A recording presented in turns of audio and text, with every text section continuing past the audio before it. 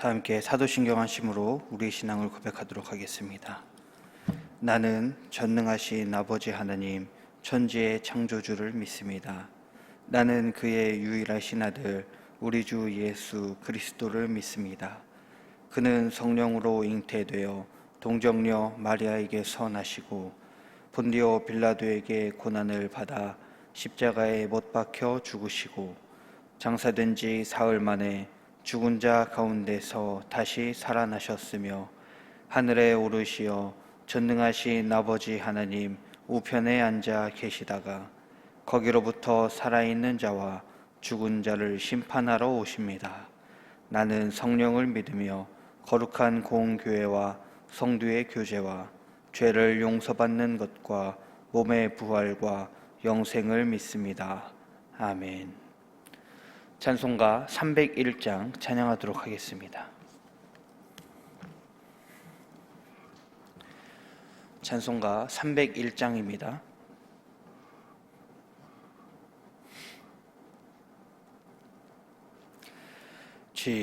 지금까지 지내온 것 주의 크신 은혜라 한이 없는 주의 사랑 어찌 이루 말하랴 자나깨나 주의 손이 항상 살펴주시고 모든 일을 주 안에서 형통하게 하시네 몸도 맘도 연약하나 새 힘 받아 살았네 물 붓듯이 부으시는 주의 은혜 족하다 사랑 없는 거리에나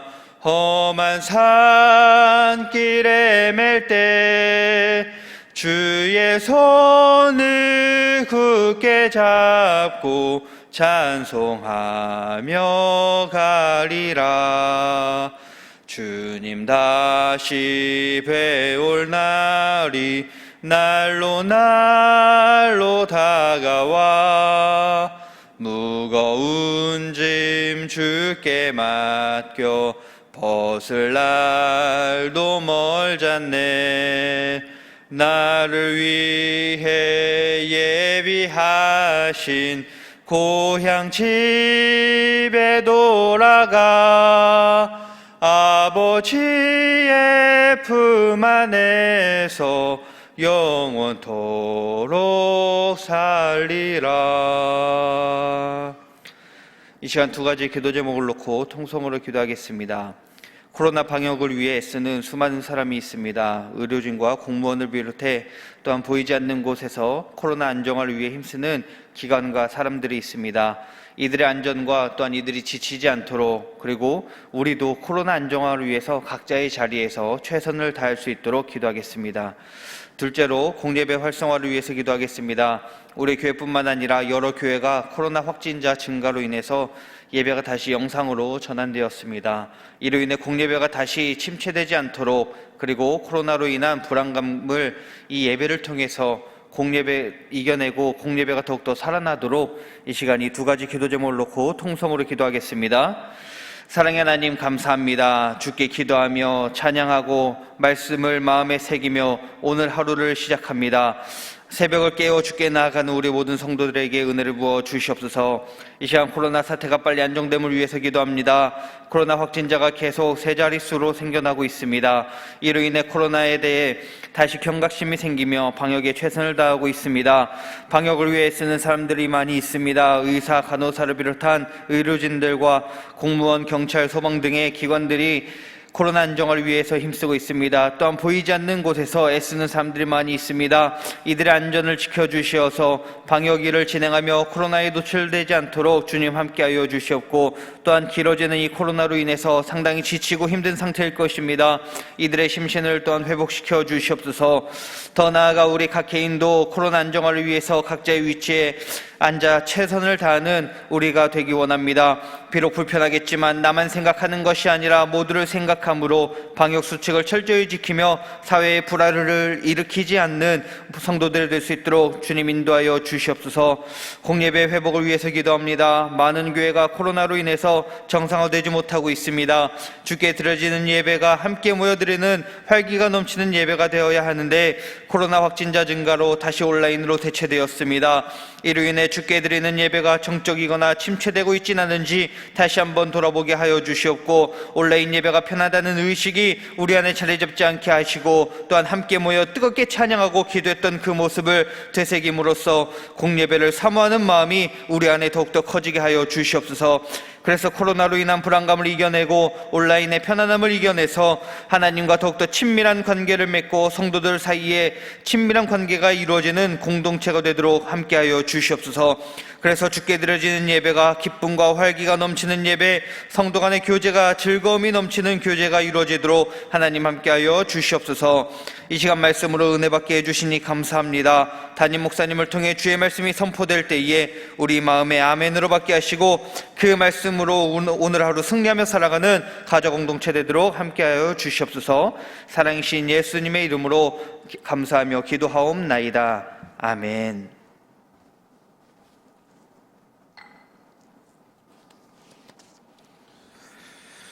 오늘 새벽 우리가 함께 은혜 받을 말씀은 예레미야 27장 16절에서 22절까지입니다.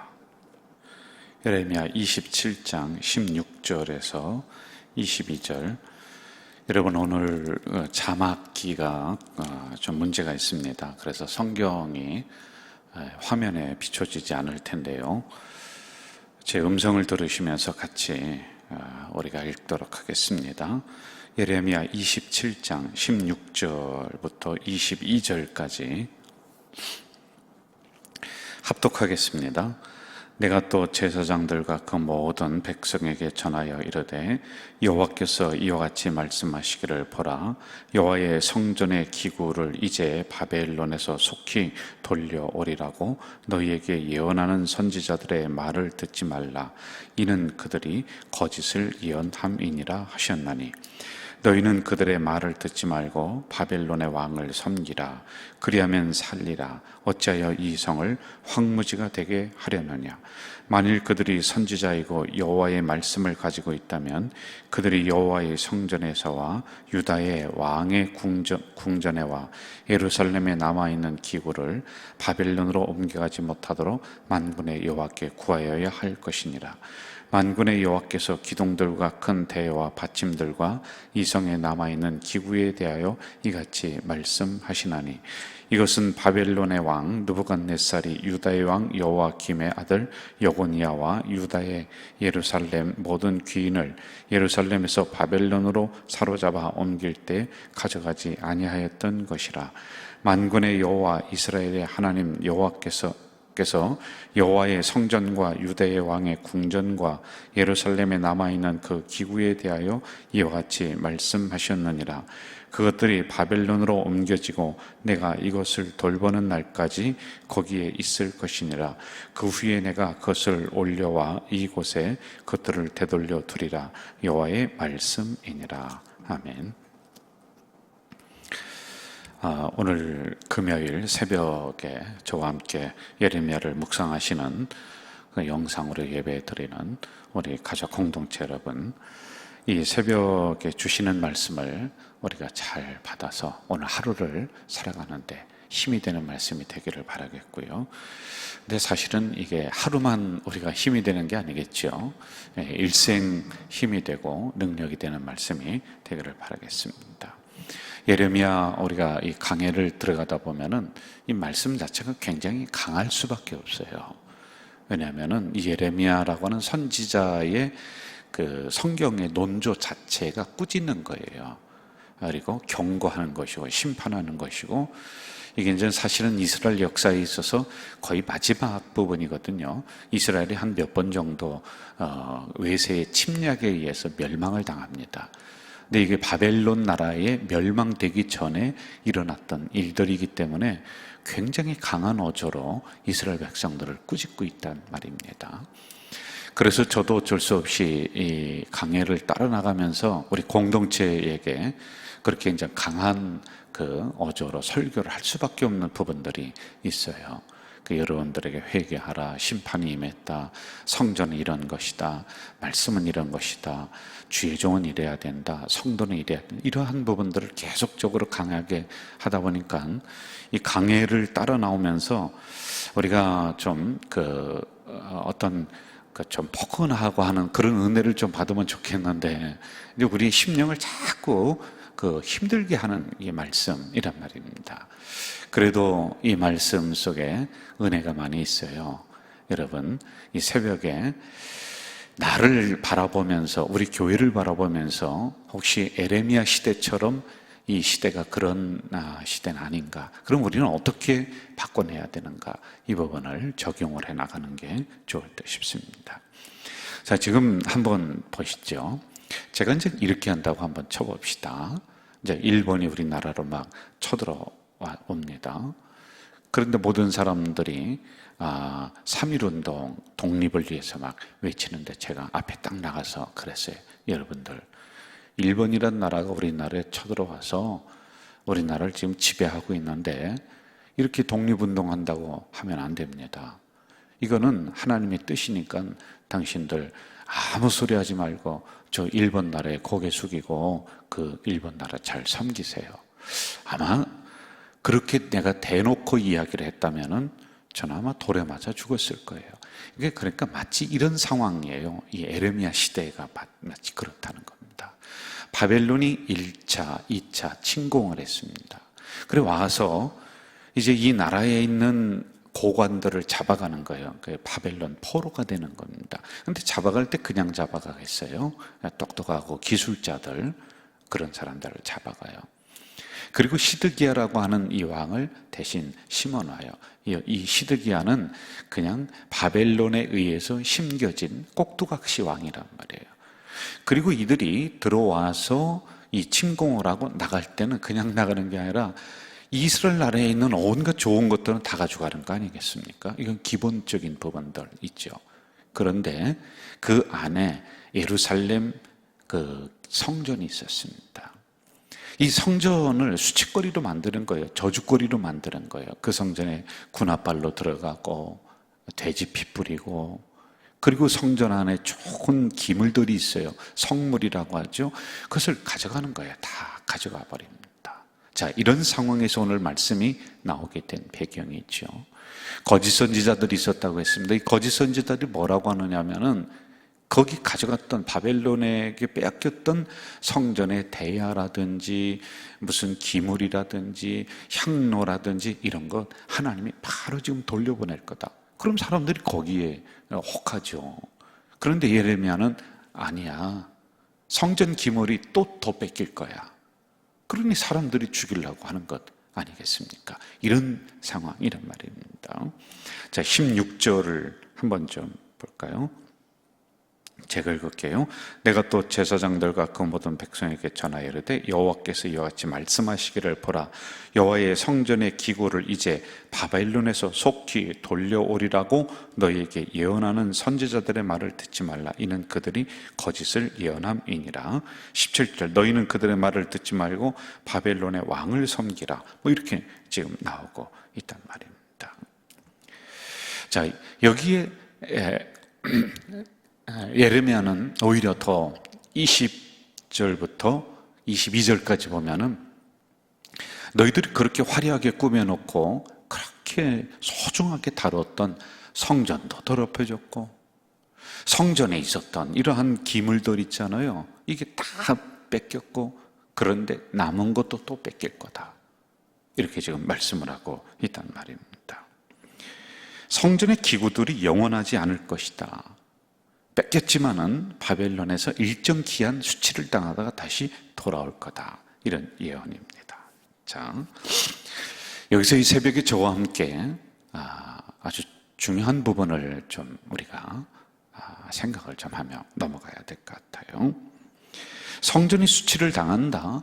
그리고 성전에 나의 정성과 그렇게 내가 아끼고 소중하게 여겼던 그런 성전의 좋은 기물들이 이방 신들이, 이방 나라 사람이 와서 그걸 막 뺏어간다, 막 가져가 버린다. 상상도 못할 일이 지금 일어나고 있습니다.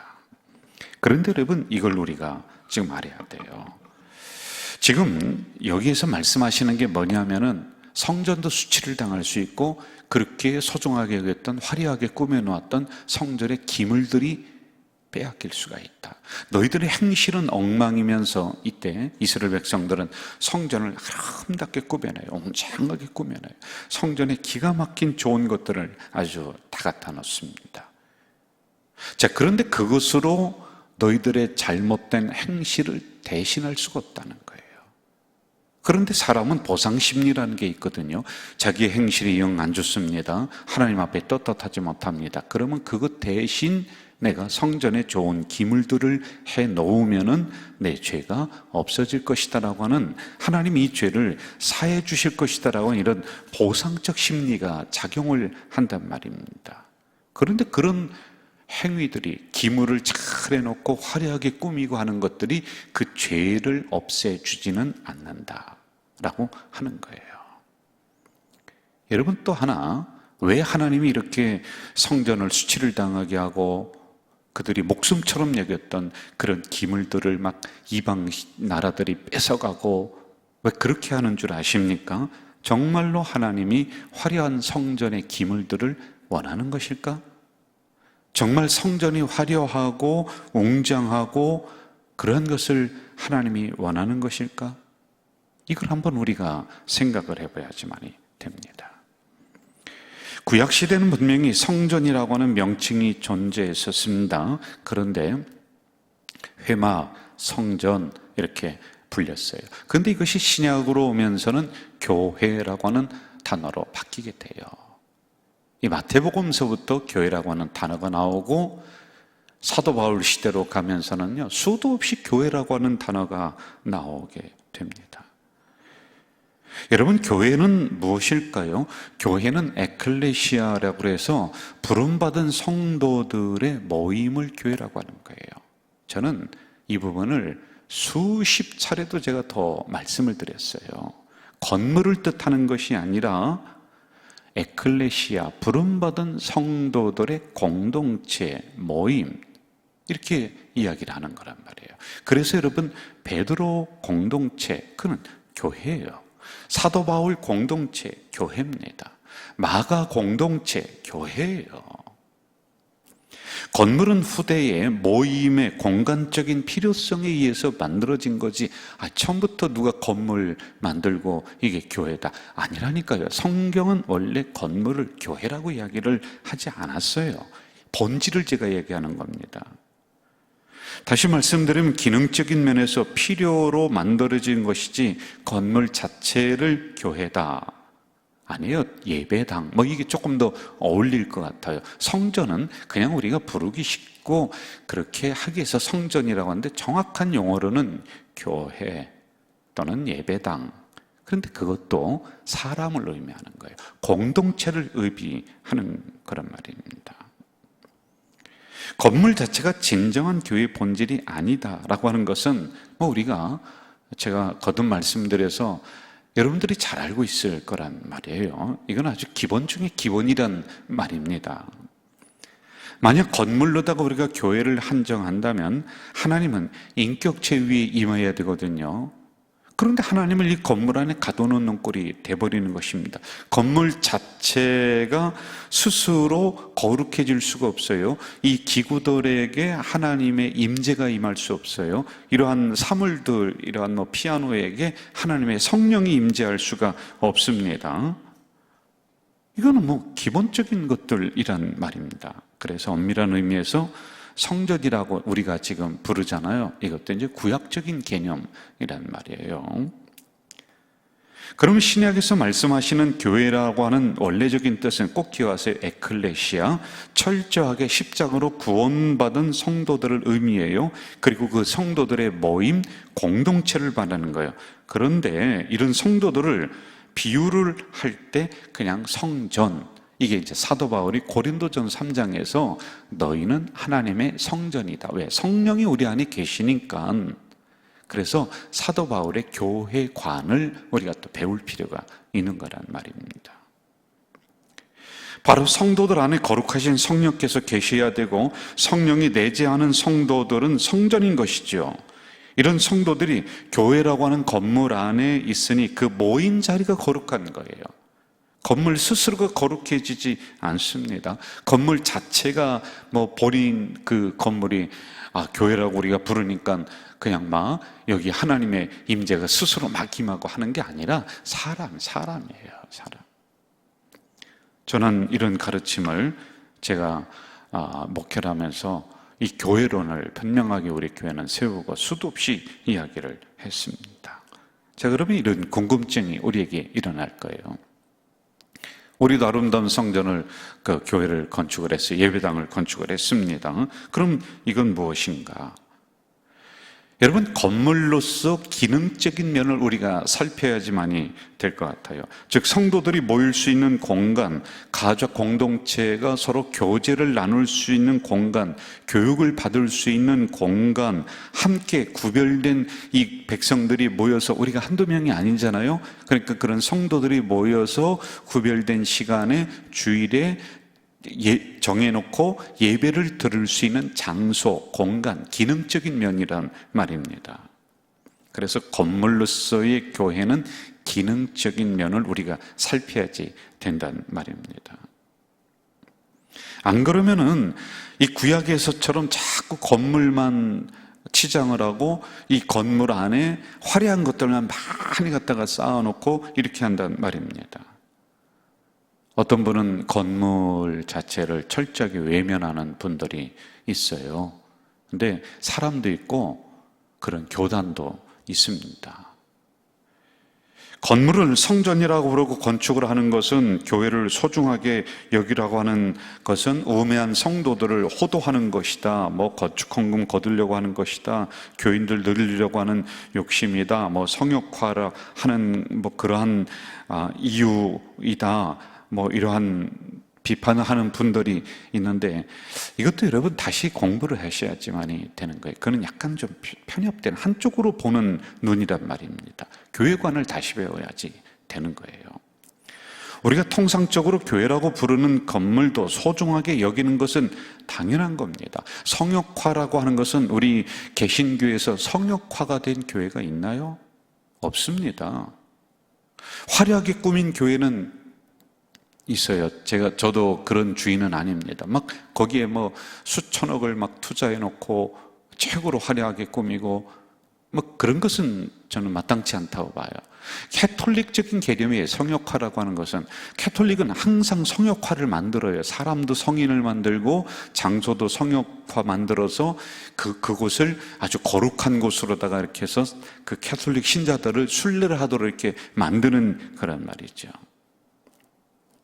지나치게 화려하게 꾸며놓고 좋은 것들로 갖다 놓는다고 해서 하나님이 스스로 그 위에 임재하는 것은 아니에요. 그냥 사람들 눈에 보기에 좋지요. 하나님은 성도들의 모임 중에 임하는 것이지 건물 혹은 성전의 화려한 기물들 위에 임재하는 게 아니에요. 이게 성경의 가르침이란 말입니다. 그러므로 눈에 보이는 건물은 중요하지 않다? 깊지 못한 거예요, 여러분. 형식도 중요한 겁니다. 소중한 물건을 담는 그릇도 중요한 거예요. 제가 이렇게 한번 비유를 해볼게요. 가족이 있습니다. 가족.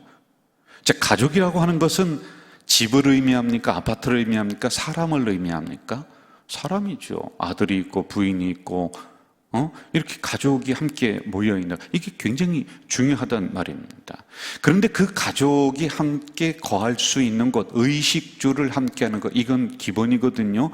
가족은 의식주가 같이 사람은 돼야 돼요. 그런데 거기 함께 머무를 수 있는 공간, 함께 교제 나누고 함께 잠을 자고 함께 소통하고 나를 보호해 줄 수 있는 공간을 집이라고 하는 거예요.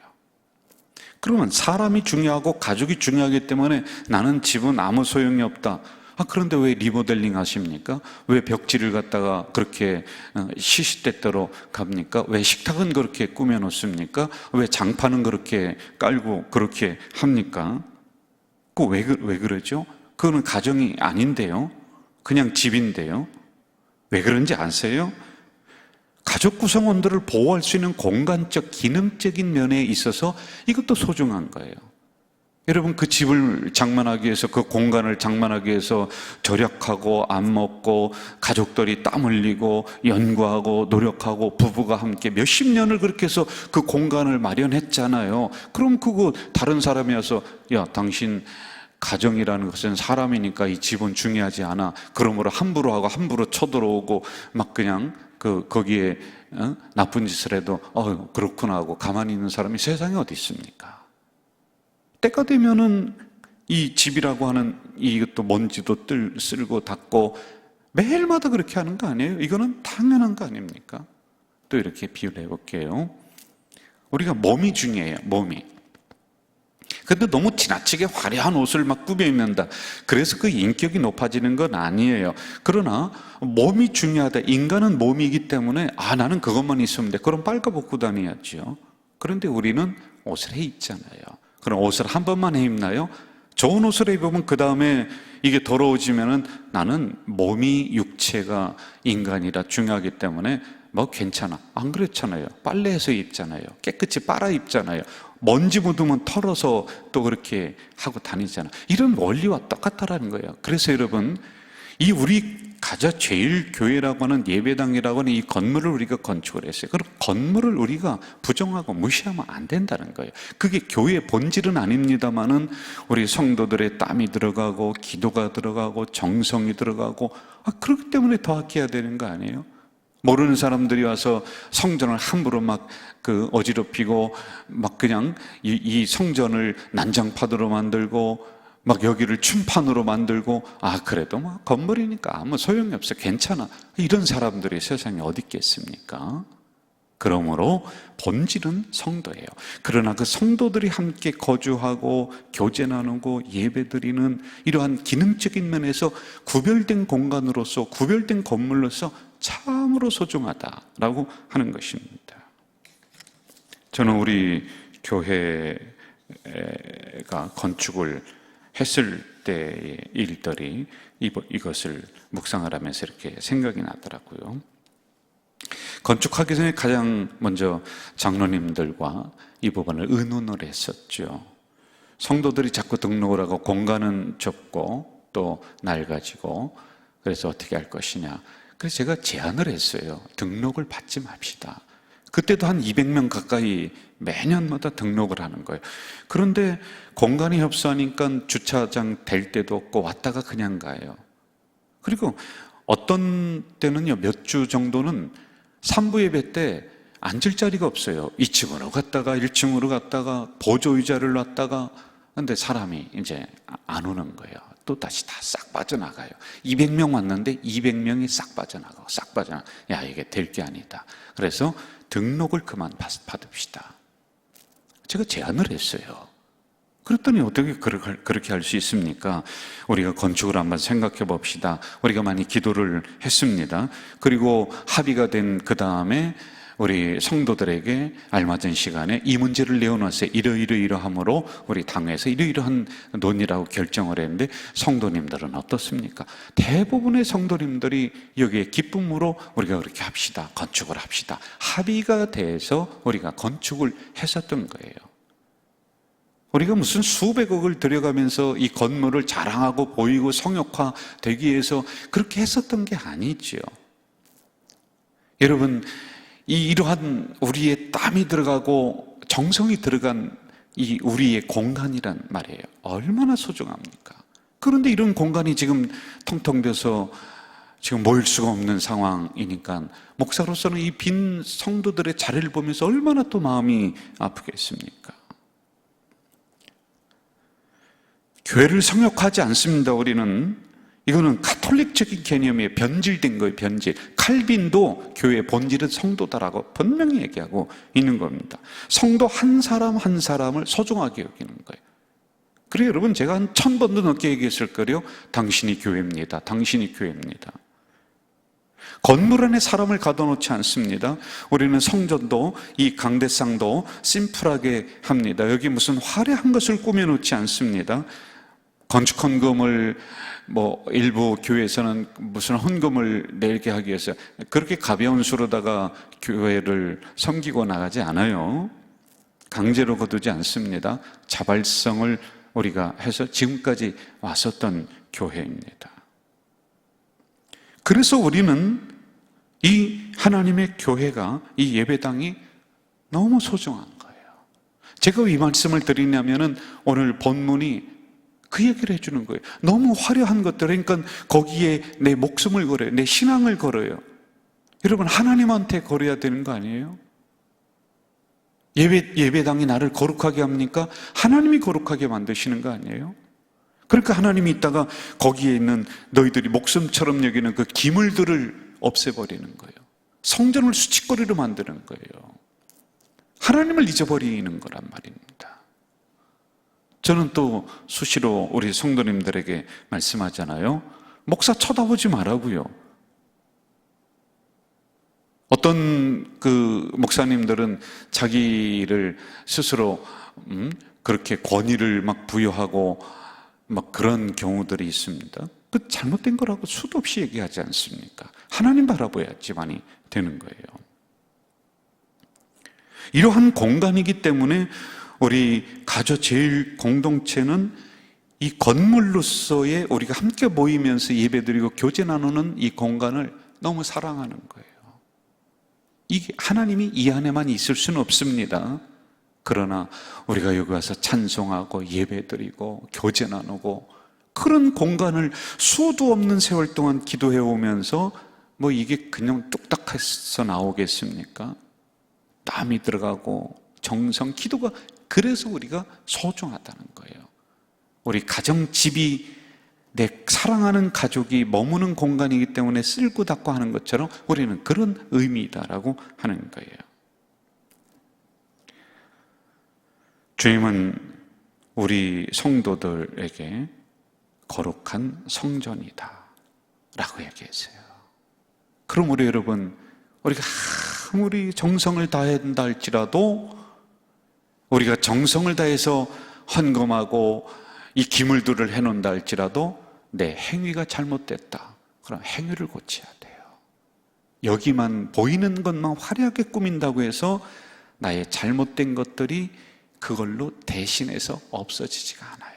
이건 보상적 신앙, 보상적 심리다라고 하는 것입니다.